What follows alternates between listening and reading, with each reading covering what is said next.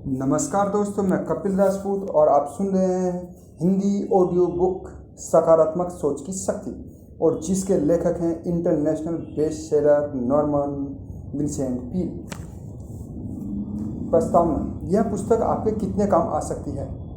इस पुस्तक में आपको कुछ तकनीकें और उदाहरण मिलेंगे ताकि आप यह जान लें कि आपको किसी भी चीज़ से हारने की ज़रूरत नहीं है, ताकि आप मन की शांति, बेहतर सेहत और कभी न खत्म होने वाली ऊर्जा हासिल कर सकें।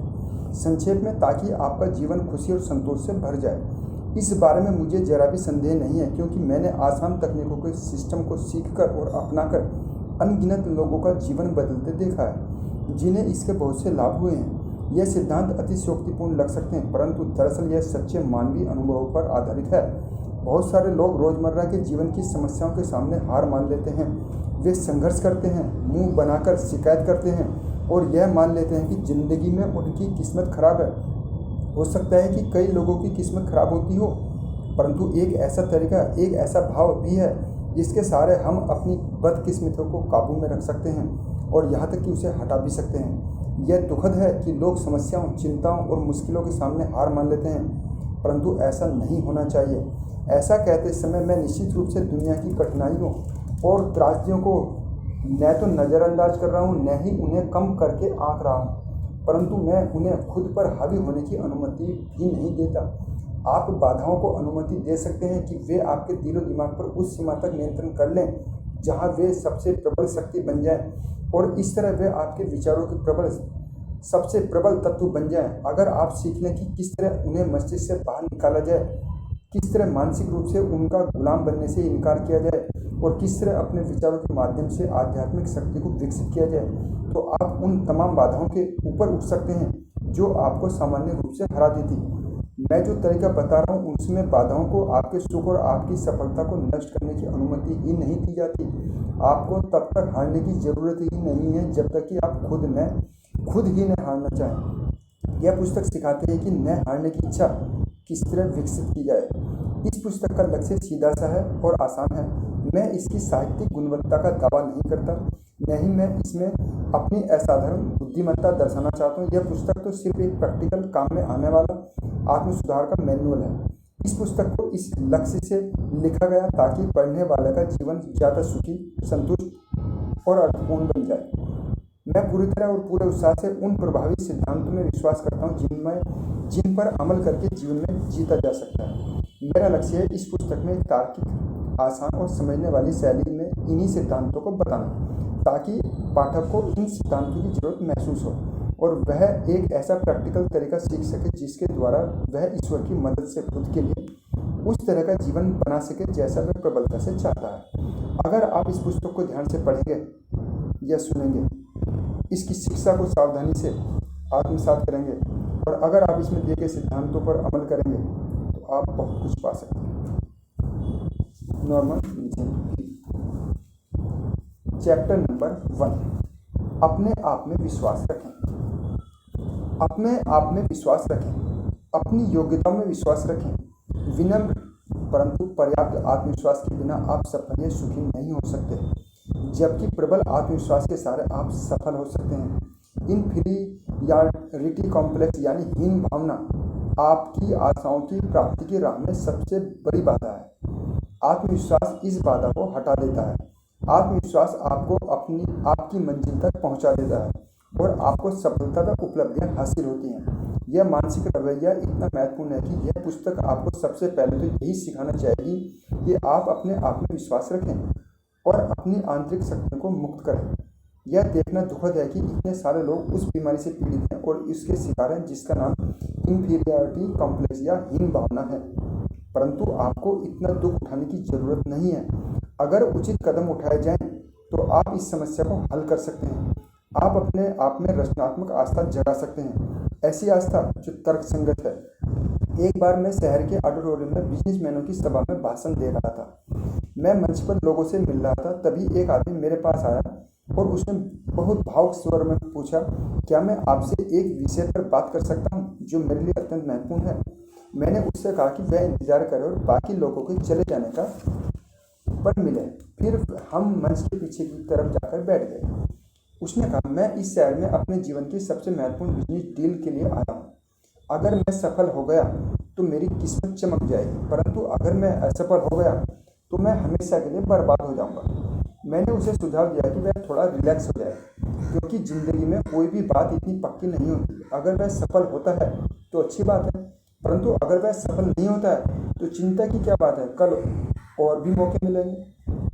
उसने निराश स्वर में कहा, मुझे अपने आप पर बिल्कुल भी भरोसा नहीं है, मुझ में कतई आत्मविश्वास नहीं है। मुझे लगता है कि मैं कभी सफल नहीं हो पाऊंगा।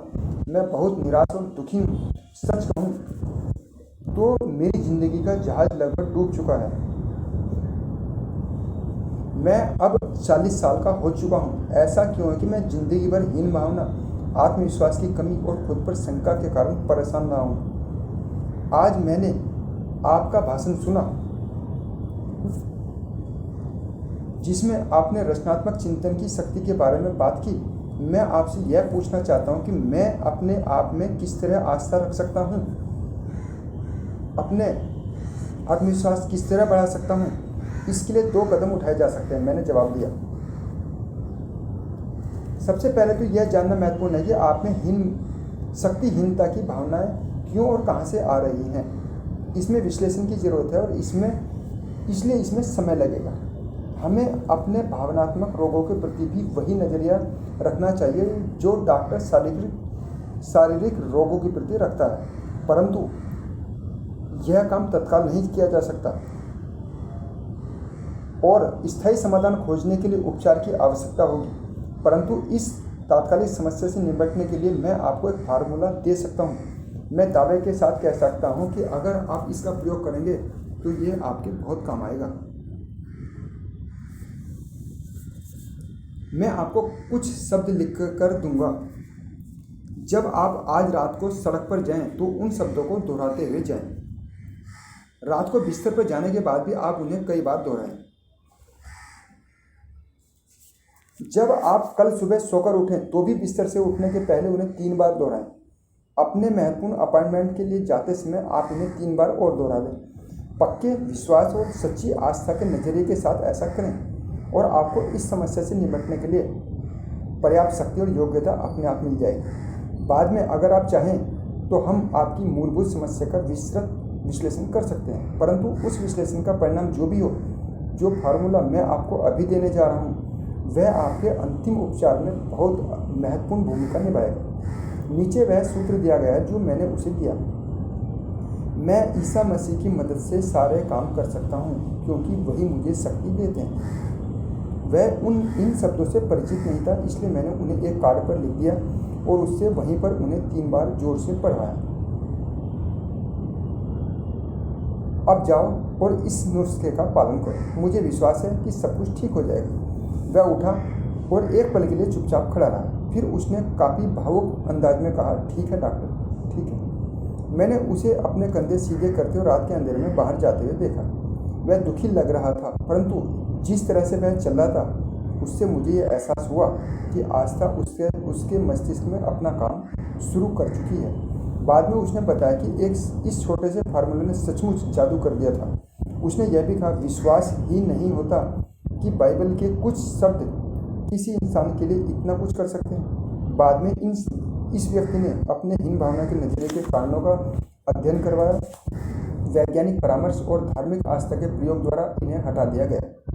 उसे सिखाया गया कि किस तरह आस्था रखी जाए। उसे कुछ विशिष्ट निर्देश दिए गए जिनका पालन उसे करना था, जो धीरे धीरे उसने दृढ़, स्थायी, पर्याप्त विश्वास हासिल कर लिया।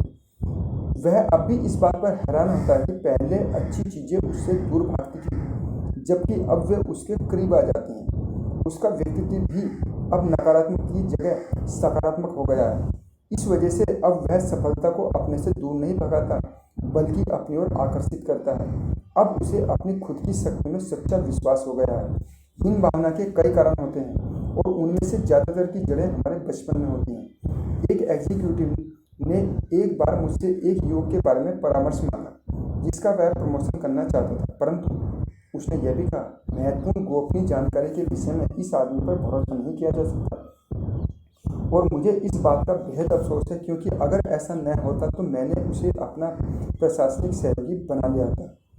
उसमें बाकी सभी आवश्यक योग्यताएं हैं, परंतु वह बहुत ज़्यादा बोलता है, और हालांकि उसका ऐसा कोई इरादा नहीं होता, परंतु वह निजी और महत्वपूर्ण गोपनीय रहस्य सबको बता देता है।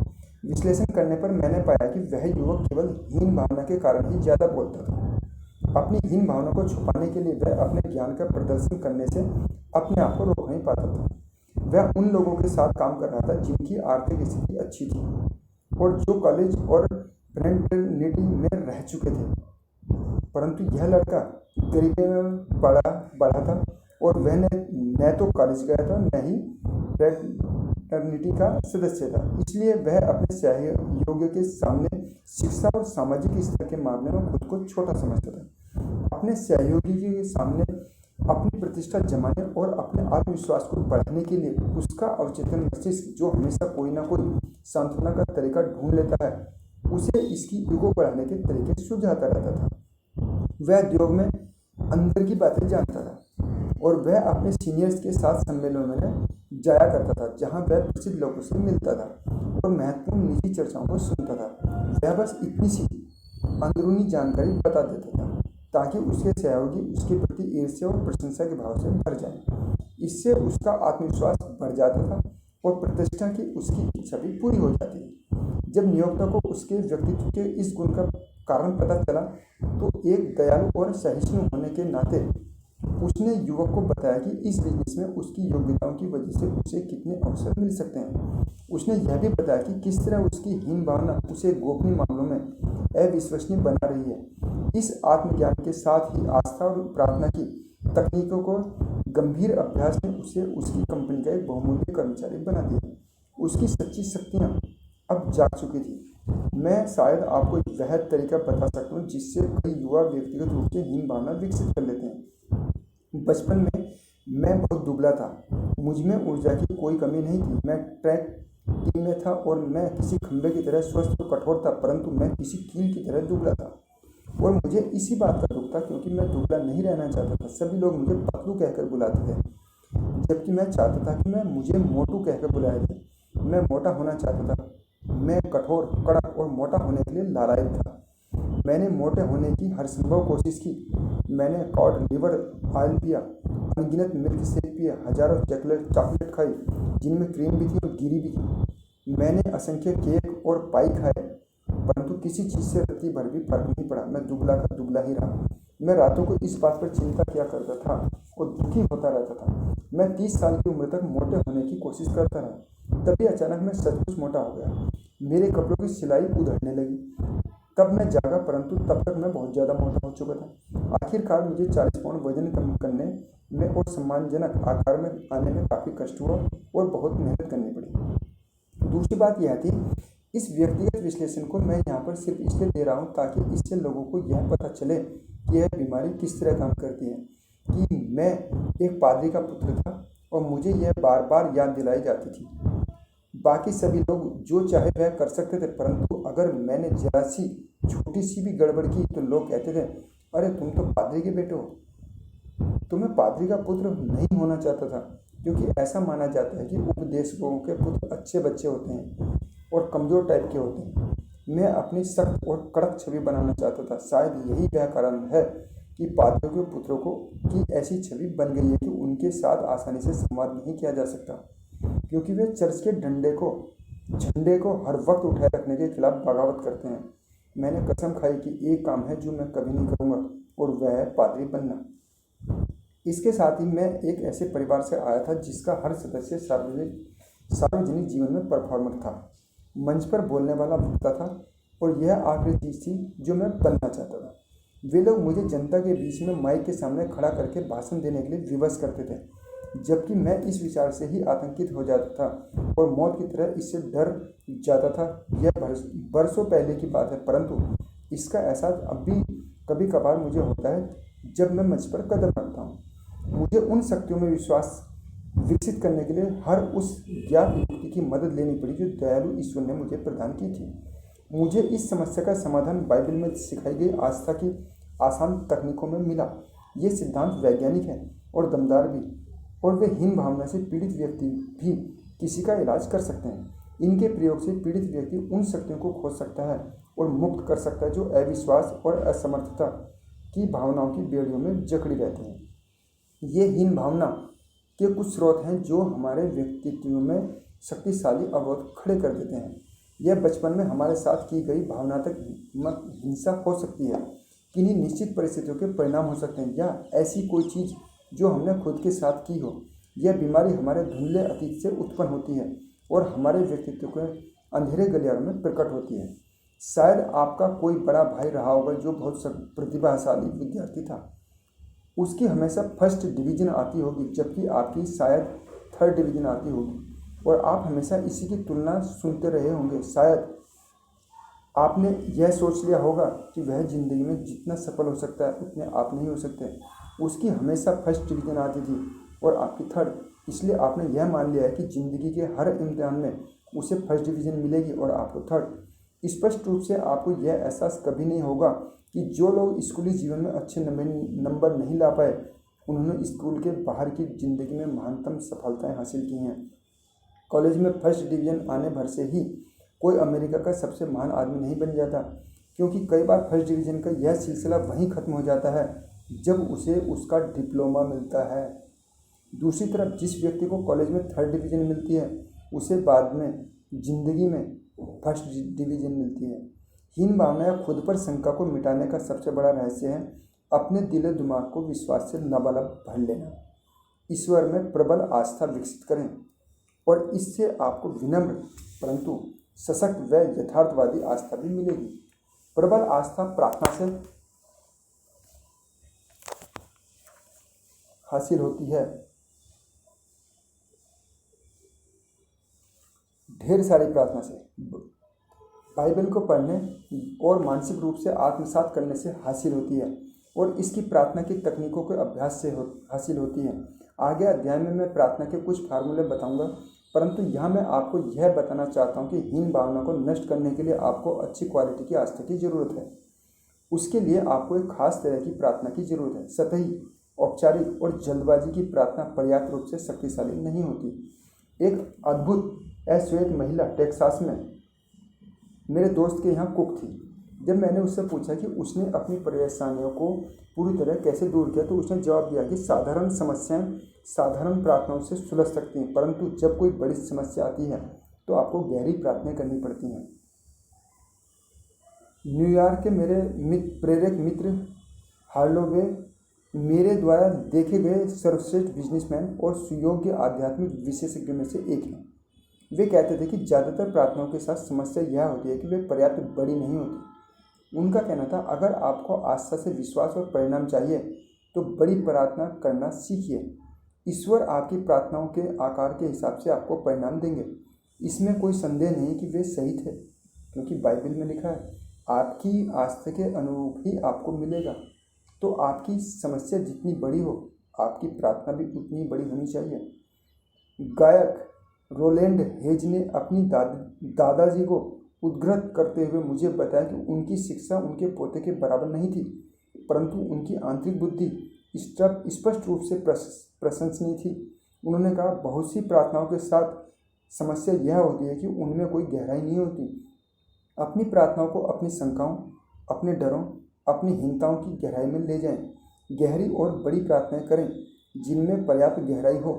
इसके बाद आप में शक्तिशाली और महत्वपूर्ण आस्था विकसित हो जाएगी। किसी योग्य आध्यात्मिक सलाहकार के पास जाएं, उससे सीखें कि आपको किस तरह आस्था विकसित करनी चाहिए। आस्था को हासिल करने में इसका उपयोग करने की कुशलता और इसके द्वारा दी गई शक्तियों को मुक्त करने की प्रवीणता ऐसी योग्यताएं हैं जो बाकी योग्यताओं की तरह पढ़ी, सीखी और अपनाई जानी चाहिए। अभ्यास से ही आप इसमें पारंगत होंगे। इस अध्याय के अंत में आपकी हीन भावना के पैटर्न को दूर करने और आस्था विकसित करने के लिए 10 सुझाव दिए गए हैं। इन नियमों पर लगन से अभ्यास करें। ये नियम आत्मविश्वास विकसित करने में आपकी मदद करेंगे, क्योंकि वे आपकी हीन भावनाओं को तितर-बितर कर देंगे, चाहे उनकी जड़ें कितनी ही गहरी क्यों न जमी हों। इस बिंदु पर मैं यह बताना चाहता हूँ कि आत्मविश्वास की भावनाओं को बढ़ाने के लिए अपने मस्तिष्क को विश्वास के सुझाव देना बहुत असरदार होता है। अगर आपके मस्तिष्क में असुरक्षा और अयोग्यता के विचार प्रबलता से भरे हुए हों तो ऐसा इस वजह से है क्योंकि इसी तरह के विचार लंबे समय से आपके चिंतन पर हावी रहे हैं। आपको अपने मस्तिष्क को विचारों का दूसरा और अधिक सकारात्मक पैटर्न देना चाहिए। ऐसा आस्था और विश्वास के लगातार सुझाव देकर किया जा सकता है। यदि आप अपने मस्तिष्क को फिर से प्रशिक्षित करना चाहते हैं और इसे शक्ति उत्पादक प्लांट में बदलना चाहते हैं तो दैनिक जीवन की व्यस्त गतिविधि में विचारों का अनुशासन जरूरी है। आपके रोजमर्रा के जीवन के बीच में भी विश्वास के विचारों को चेतना के अंदर धकेलना संभव है। आइए मैं आपको उस आदमी के बारे में बताऊं जिसने एक अद्भुत विधि द्वारा ऐसा किया। ठिठुरते हुए जाड़े की एक सुबह वह मिड वेस्टर्न सिटी की एक होटल में मुझे लेने आया। मुझे 35 मील दूसरे शहर में लेक्चर देने जाना था। मैं उसकी कार में बैठ गया और वह फिसलती हुई सड़क पर तेज रफ्तार से गाड़ी चलाने लगा। मुझे लगा जैसे वह ज़रूरत से ज़्यादा तेज गाड़ी चला रहा था। मैंने उसे याद दिलाया कि हमारे पास पर्याप्त समय था और यह सुझाव दिया कि वह आराम से गाड़ी चलाए। मेरी ड्राइविंग के बारे में चिंता न करें, उसने जवाब दिया। पहले मुझे भी कई तरह की चिंताएं और असुरक्षाएं सताती, परंतु अब मैं चिंताओं से ऊपर उठ चुका हूँ। पहले मैं हर बात से डरता था। मैं कार या हवाई जहाज में यात्रा करने से डरता था। जब मेरा परिवार कहीं जाता था तो जब तक वे लोग वापस नहीं लौट आते थे तब तक मैं चिंता में घुलता रहता था। मुझे हमेशा यही लगता रहता था कि जैसे मेरे साथ कुछ न कुछ बुरा होने वाला है और इस वजह से मेरा जीवन दुख से भर गया था। मुझ में हीन भावना बुरी तरह भरी हुई थी और मुझ में आत्मविश्वास की भारी कमी थी। मेरी मानसिक स्थिति का असर मेरे बिजनेस पर भी हुआ और मेरे बिजनेस की हालत दिनों दिन खराब होती चली गई। परंतु तभी मैंने एक ऐसी अद्भुत योजना बनाई जिससे मेरे दिमाग से असुरक्षा की सारी भावना निकल गई और अब मुझ में विश्वास की कोई कमी नहीं है। मुझे न सिर्फ अपने आप में विश्वास है बल्कि मुझे आमतौर पर पूरे जीवन में विश्वास है। और उसकी वह अद्भुत योजना क्या थी? उसने मुझे कार में विंड स्क्रीन के ठीक नीचे इंस्ट्रूमेंट पैनल पर लगे 2 क्लिप दिखाए। फिर उसने ग्लव कंपार्टमेंट में हाथ डाला और बहुत से छोटे कार्ड निकाले। उसने एक कार्ड को चुना और उस क्लिप को उसी क्लिप में फंसा दिया। उस पर लिखा था, अगर आप में विश्वास है तो आपके लिए कुछ भी असंभव नहीं है। दोबारा पढ़ें, अगर आप में विश्वास है तो आपके लिए कुछ भी असंभव नहीं है। फिर उसने उस कार्ड को हटाया और एक हाथ से गाड़ी चलाते हुए दूसरे हाथ से कार्ड छांटते हुए एक और कार्ड चुना और उसे क्लिप के नीचे लगा दिया। उस पर लिखा था, अगर ईश्वर हमारे साथ हो तो कौन हमारे खिलाफ हो सकता है। अगेन, अगर ईश्वर हमारे साथ हो तो कौन हमारे खिलाफ हो सकता है। उसने बताया, मैं एक ट्रैवलिंग सेल्समैन हूँ और मैं ग्राहकों से मिलने के लिए दिन भर कार से यात्रा करता हूँ। मैंने पाया कि जब कोई आदमी गाड़ी चलाता है तो उसके दिमाग में तरह तरह के विचार आते हैं। अगर उसके विचारों का सिलसिला नकारात्मक है तो वह दिन भर में कई बुरी बातें सोचेगा, बुरे परिणामों की कल्पना करेगा और यह उसके लिए अच्छा नहीं है। परंतु पहले मेरे साथ यही हुआ करता था। ग्राहकों से मुलाकात करने जाते हुए कार चलाते समय मेरे मन में डर और असफलता के विचार लगातार आते रहते थे और यह भी एक वजह थी कि मेरी बिक्री कम हो पाती थी। परंतु जब से मैंने इन कार्डों का प्रयोग शुरू किया है और इन शब्दों को याद कर लिया है, तब से मैंने अलग तरह से सोचना शुरू कर दिया है। पहले जो पुरानी असुरक्षाएं मुझे सताती थी वे अब मेरे मन से लगभग पूरी तरह निकल चुकी हैं। अब असफलता और अयोग्यता के डर के विचारों के बजाय मैं आस्था और साहस के विचार सोचने लगा हूँ। यह सचमुच आश्चर्यजनक है कि इस तरीके से मुझे कितना बदल दिया है।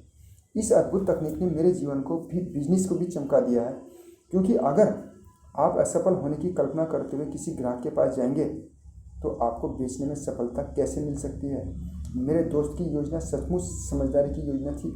ईश्वर की उपस्थिति, उसका सहयोग, उसकी मदद, इन सब सकारात्मक बातों को इस आदमी ने अपने मन में बिठा लिया था और इस वजह से उसने सचमुच अपने विचारों का सिलसिला बदल लिया। उसने असुरक्षा के लंबे समय में से जमी हुई भावना को जड़ से खत्म कर दिया। उसने अपनी संभावित शक्तियों को जगा लिया था। हम किस तरह से सोचते हैं, इसके कारण ही हम असुरक्षा या सुरक्षा की भावना का निर्माण करते हैं। अगर हम हमेशा यही विचार करें और कल्पना करें कि कोई बुरी घटना होने वाली है तो इसका परिणाम यह होगा कि हम हमेशा असुरक्षित महसूस करेंगे। इससे भी ज़्यादा गंभीर बात यह है कि हम अपने विचारों की शक्ति द्वारा उन बुरी घटनाओं को आमंत्रण भी देते हैं जिनसे हम डर रहे हैं। इस सेल्समैन ने कार में अपने सामने कार्ड रखकर साहस और विश्वास के महत्वपूर्ण विचारों द्वारा सचमुच सकारात्मक परिणाम प्राप्त किए। पहले उसकी शक्तियां पराजय के मनोविज्ञान के बंधन में बंधी हुई थी। अब रचनात्मक नजरिए की प्रेरणा के कारण वह बंधन खुल गए और उस व्यक्ति की शक्तियां पूरी तरह मुक्त हो गई। स्पष्ट रूप से आत्मविश्वास की कमी आज इंसान की सबसे बड़ी समस्याओं में से एक है। एक यूनिवर्सिटी में मनोविज्ञान के लगभग 600 विद्यार्थियों का सर्वे किया गया। विद्यार्थियों से पूछा गया कि उनकी सबसे कठिन व्यक्तिगत समस्या कौन सी है। 75% ने जवाब दिया आत्मविश्वास की कमी। इस आधार पर हम यह अनुमान लगा सकते हैं कि आम जनता की स्थिति भी कमोबेश यही होगी। हर जगह आप ऐसे लोगों से मिलते हैं जो अंदर से डरे हुए हैं, जो जिंदगी में दुबक कर चलते हैं, जिनमें असुरक्षा और अयोग्यता की भावनाएं गहराई में जमी हुई है, जिन्हें अपनी शक्तियों पर संदेह है। अंदर ही अंदर उन्हें विश्वास नहीं होता कि वे किसी जिम्मेदारी को निभाने के काबिल हैं या उनमें अवसर का लाभ उठाने की क्षमता है। उन्हें हमेशा यह अस्पष्ट और काल्पनिक डर लगा रहता है कि कुछ न कुछ गड़बड़ होने वाली है। उन्हें यह विश्वास नहीं होता कि उनमें उतने सफल होने की काबिलियत है जितने सफल वे होना चाहते हैं। इसलिए वे अपनी सामर्थ्य से बहुत कम स्तर पर ही संतुष्ट होने की कोशिश करते हैं।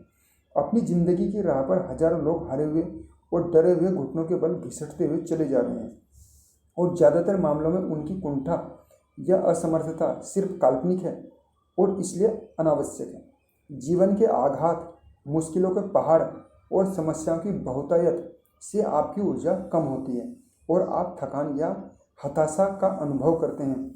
इस स्थिति में आपकी शक्ति की वास्तविक स्थिति अक्सर छुप जाती है और आप हताशा में घुटने टेक देते हैं, जो तथ्यों के अनुरूप नहीं होता। यह बेहद महत्वपूर्ण है कि आप अपने व्यक्तित्व के सकारात्मक गुणों का विश्लेषण करें। तार्किकता के नज़रिए से ऐसा करने पर यह मूल्यांकन आपको विश्वास दिला देगा कि आप उतने पराजित नहीं हैं जितना कि आप अपने आप को सोचते हैं। उदाहरण के तौर पर 52 साल का एक आदमी मेरे पास परामर्श के लिए आया। वह बहुत निराश था। उसने अपनी निराशा की कहानी सुनाई। उसने कहा सब कुछ खत्म हो चुका था। उसने जीवन भर जो बनाया था वह सबका सब बर्बाद हो चुका था।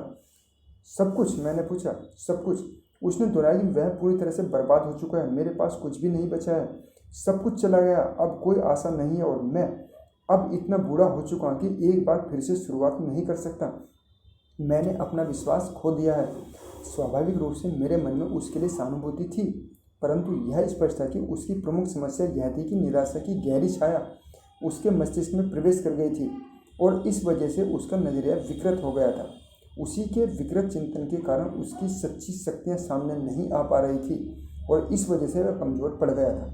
चलिए, मैंने कहा, हमें कागज़ पर लिखें कि आपके पास क्या क्या बाकी है। इससे कोई फ़ायदा नहीं होगा, उसने ठंडी सांस लेते हुए कहा।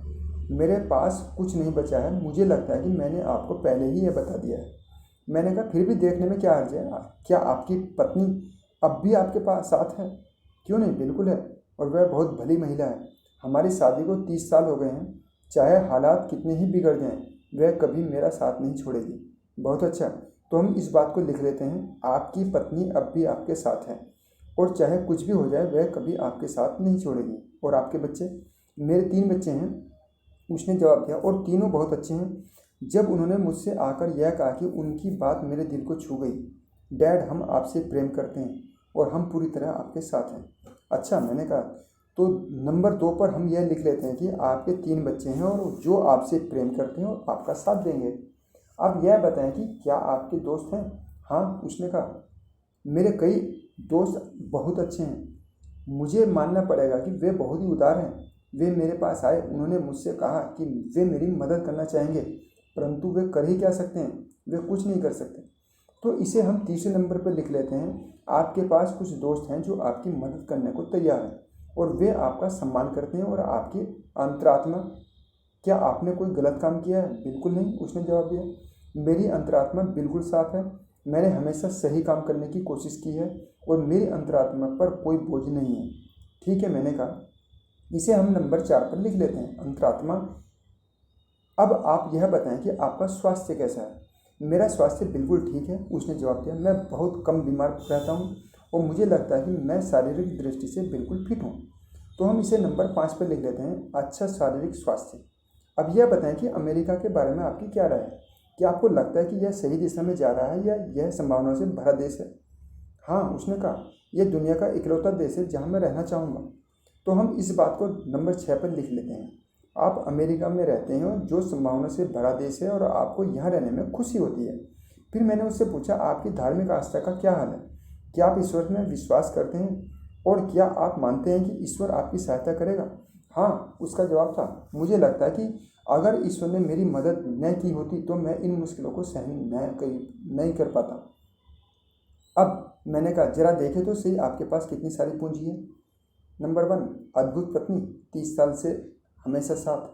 नंबर 2, 3 पर समर्पित बच्चे जो आपका साथ देंगे। नंबर 3, दोस्त जो आपकी मदद करने के लिए तैयार हैं और जो आपका सम्मान करते हैं। नंबर 4, साफ अंतरात्मा, शर्म की कोई बात नहीं। नंबर 5, अच्छा शारीरिक स्वास्थ्य। नंबर 6, दुनिया के सबसे महान देश अमेरिका में रहते हैं। नंबर 7, आप में धार्मिक आस्था है। मैंने सूची को उसके सामने टेबल पर रख दिया। इसकी तरफ देखिए, मुझे लगता है कि आपके पास अब भी काफ़ी पूंजी बची हुई है। आपने तो मुझसे कहा था कि आपके पास कुछ भी नहीं बचा है और आप पूरी तरह से बर्बाद हो चुके हैं। उसने शर्माते हुए कहा, मुझे लगता है कि मैंने इन चीज़ों के बारे में तो सोचा ही नहीं था। मैंने इस तरीके से नहीं सोचा था, शायद परिस्थितियाँ इतनी बुरी नहीं हैं। उसने विचार करते हुए कहा, अगर मुझ में थोड़ा सा विश्वास आ जाए, अगर मुझे ऐसा लगने लगे कि मेरे भीतर शक्ति बची है, तो शायद मैं एक बार फिर से शुरू कर सकता हूँ। और उसने ऐसा कर दिखाया। उसने एक बार फिर से शुरुआत की, परंतु वह ऐसा तभी कर पाया जब उसने अपने दृष्टिकोण और अपने मानसिक नजरिए को बदला। विश्वास ने उसकी शंकाओं को उसके मन से बाहर निकाल दिया और उसे इतनी शक्ति दी कि वह अपनी तमाम मुश्किलों को जीत पाया। यह घटना एक गहरी सच्चाई बताती है जो प्रसिद्ध मनोविश्लेषक कार्ल मेनिंजर ने एक बहुत महत्वपूर्ण वक्तव्य में बताई थी।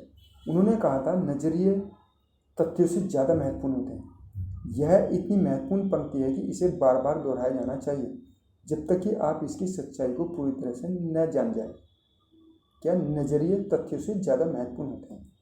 हमारे सामने मौजूद कोई भी तथ्य, चाहे जितना भी मुश्किल हो या प्रत्येक रूप से चाहे जितना निराश करने वाला हो, उतना महत्वपूर्ण नहीं है जितना कि उस तथ्य के बारे में हमारा नजरिया। आप तथ्य के बारे में कुछ करें इससे पहले कि आपके सोचने के नजरिए आपको हरा सकते हैं। हो सकता है कि आप दरअसल इससे निपटना शुरू करने से पहले ही मानसिक रूप से इस सत्य को अपने आप को पराजित करने की अनुमति दे दें। दूसरी ओर, विश्वासपूर्ण और आशावादी विचार प्रक्रिया का द्वारा आप उस तथ्य का सुधार या परास्त कर सकते हैं। मैं एक ऐसे आदमी को जानता हूं जो अपने संगठन के लिए एक बहुत बड़ी पूंजी है। इसका कारण यह नहीं कि उसमें कोई असाधारण योग्यता है, बल्कि इसका कारण यह है कि वह हमेशा एक विजयी विचार प्रक्रिया का प्रदर्शन करता है। जब उसके सहयोगी किसी प्रस्ताव पर निराशावादी प्रतिक्रिया करते हैं तो वह वैक्यूम क्लीनर तकनीक का प्रयोग करता है। इसका अर्थ है कि वह सवालों की श्रृंखला द्वारा अपने सहयोगियों के दिमाग से धूल को खींच लेता है। वह उनके नकारात्मक नजरिए को बाहर निकाल देता है। फिर वह चुपचाप उस प्रस्ताव के संबंध में सकारात्मक विचार सुझा देता है, जब तक कि नए नजरिए के कारण उन्हें तथ्यों की एक नई अवधारणा नहीं मिल जाती। लोग अक्सर इस बात पर चर्चा करते हैं कि जब वह आदमी तथ्यों पर काम करना शुरू करता है तो तथ्य कितने भिन्न नजर आते हैं। विश्वास के नज़रिए से बहुत फर्क पड़ता है। यह नियम तथ्यों के निष्पक्ष मूल्यांकन में बाधा भी नहीं डालता। हीन भावना का शिकार व्यक्ति चाहे तथ्यों को विकृत और दृष्टिकोण से देखता है। सुधार का रहस्य है सही दृष्टिकोण पाना, और यह हमेशा सकारात्मक पहलू की तरफ झुका होता है। अगर आपको लगता है कि आप पराजित हो चुके हैं और आपको अपनी जीतने की योग्यता में विश्वास नहीं है, तो आप बैठ जाएं, अपने हाथ में कागज़ लें और एक सूची बनाएं। याद रहे, आप ऐसी बातों की सूची न बनाएं जो आपके खिलाफ है, बल्कि ऐसी बातों की सूची बनाएं जो आपके पक्ष में है। अगर आप या मैं या कोई भी लगातार अपनी विरोधी शक्तियों के बारे में ही सोचता रहेगा, तो हम उन्हें ज़रूरत से ज़्यादा शक्तिशाली बना देंगे। वे इतनी अधिक शक्तिशाली बन जाएंगी जितनी शक्ति उनमें दरअसल है ही नहीं। परंतु इसके विपरीत, अगर आप मानसिक रूप से अपने अच्छे पहलुओं पर ध्यान दें, अपनी पूंजी की सूची बनाएं, अपने विचारों को उन पर केंद्रित करें और उन पर पूरा जोर दें, तो आप किसी भी मुश्किल को पार कर जाएंगे, चाहे मुश्किल कैसी भी हो। इससे आपकी आंतरिक शक्तियाँ उभर जाएंगी और ईश्वर की सहायता से आप अपने आप को पराजय के दलदल से विजय के शिखर तक उठा सकेंगे। सबसे सशक्त अवधारणाओं में से एक अवधारणा आत्मविश्वास की कमी दूर करने का अचूक नुस्खा है। यह अवधारणा इस विचार में निहित है कि ईश्वर सचमुच आपके साथ है और आपकी मदद कर रहा है। यह धर्म की सबसे मूलभूत शिक्षा है कि सर्वशक्तिमान ईश्वर आपका साथी होगा, आपके पास रहेगा, आपकी मदद करेगा और आपको सफलता दिलाएगा। आत्मविश्वास विकसित करने के लिए कोई और विचार इतना महत्वपूर्ण नहीं है जितना कि यह साधारण विश्वास, बशर्ते इस पर अमल किया जाए। इसका अभ्यास करने के लिए सिर्फ यह दोहराएं, ईश्वर मेरे साथ है, ईश्वर मेरी मदद कर रहा है, ईश्वर मुझे राह दिखा रहा है। दोबारा, ईश्वर मेरे साथ है, ईश्वर मेरी मदद कर रहा है, ईश्वर मुझे राह दिखा रहा है। हर दिन कुछ मिनट उस ईश्वर की उपस्थिति की कल्पना में लगाएं। फिर इस बात में विश्वास करने का अभ्यास करें। अपने बिजनेस पर जाते समय यह विचार करें कि आपका यह विचार और आपकी यह कल्पना सत्य है। इसे दृढ़ता से कहें, इसकी कल्पना करें, इसमें विश्वास करें और यह खुद को हकीकत में बदल लेगा। इस तरीके से जो शक्तियाँ जागृत होंगी वे आपको हैरान कर देंगी। विश्वास की भावनाएं आपके मस्तिष्क में आदतन रहने वाले विचारों के प्रकार पर निर्भर करती है। अगर आप हार के बारे में सोचते रहेंगे तो आपकी हार तय है। अगर आप विश्वास के विचारों का अभ्यास करेंगे, अगर आप इसकी प्रबल आदत डाल लेंगे तो आप वह प्रबल क्षमता विकसित कर लेंगे जिसके द्वारा आप अपनी मुश्किलों को जीत लेंगे, चाहे वे मुश्किलें कैसी भी हों। विश्वास की भावनाएं दरअसल बढ़ी हुई शक्ति को प्रेरित करती है। बासिल किंग ने एक बार कहा था, बहादुर बनो और ताकतवर शक्तियां तुम्हारी सहायता के लिए आ जाएंगी। अनुभव इस बात की सच्चाई को सिद्ध करता है। जब आपका बढ़ा हुआ विश्वास आपके नज़रिए को सही कर देता है तो आपको लगेगा कि यह प्रबल शक्तियां आपकी सहायता कर रही हैं। इमर्सन ने एक ज़बरदस्त सत्य का उद्घाटन करते हुए कहा था, वे जीत जाते हैं जिन्हें यह विश्वास होता है कि वे जीत सकते हैं। वे जीत जाते हैं जिन्हें यह विश्वास होता है कि वे जीत सकते हैं। और उन्होंने यह भी जोड़ा, जिस काम से डर लगे वह काम कर दें और आपका डर निश्चित रूप से मर जाएगा। विश्वास और आस्था का प्रयोग करें और आप देखेंगे कि डर और असुरक्षा की भावनाएं आपका कुछ नहीं बिगाड़ पाएंगी। एक बार स्टोनवेल जैक्सन एक साहसिक आक्रमण की तैयारी कर रहे थे। तभी एक जनरल डर कर यह आपत्ति उठाने लगा, मैं इस बात से डरता हूँ या मुझे डर है कि।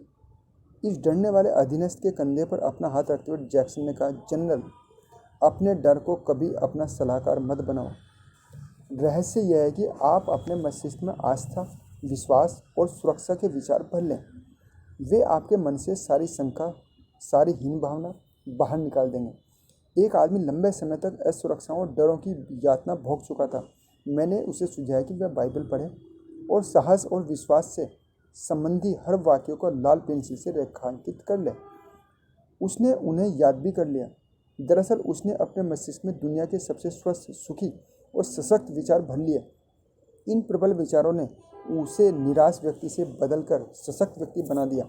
कुछ ही सप्ताह में जो परिवर्तन हुआ वह अद्भुत था। लगभग पूर्ण पराजय से वह एक विश्वासपूर्ण और प्रेरक व्यक्ति में बदल गया था। अब वह साहस और चुंबकीयता संप्रेषित करता है। उसने अपने विचारों को सही करने की आसान प्रक्रिया द्वारा अपनी शक्तियों और अपने आप में विश्वास एक बार फिर से हासिल कर लिया। संक्षेप में, आप अभी अपने आत्मविश्वास को बढ़ाने के लिए क्या कर सकते हैं? हीन भावना के नज़रिए को जीतने और विश्वास बढ़ाना सीखने के लिए मैं यहाँ पर 10 आसान परंतु कारगर नियम दे रहा हूँ। हजारों लोगों ने इन नियमों का प्रयोग किया है और उन्हें इनके सफल परिणाम मिले हैं। इनके अनुसार चलें और आप भी अपनी शक्ति में विश्वास कर पाएंगे। आपको भी शक्ति के नए संचार का अनुभव होगा। तो क्या है आत्मविश्वास बढ़ाने के नियम? नंबर 1, अपने दिमाग में यह अमिट छवि बिठा लें कि आप सफल हो रहे हैं। इस छवि को हमेशा स्पष्टता से बनाए रखें, इसे धुंधला न होने दें। आपका मस्तिष्क इस तस्वीर को पूरा करने के रास्ते खोजेगा। कभी भी यह न सोचें कि आप असफल हो रहे हैं। अपनी मानसिक छवि की सच्चाई पर कभी शंका न करें। ऐसा करना बहुत खतरनाक है क्योंकि मस्तिष्क जो तस्वीर बनाता है वह हमेशा उसे पूरा करने की कोशिश करता है। इसलिए हमेशा सफलता की तस्वीर ही बनाएं, चाहे आपके जीवन में इस क्षण कितनी ही समस्याएं या मुश्किलें क्यों न हो।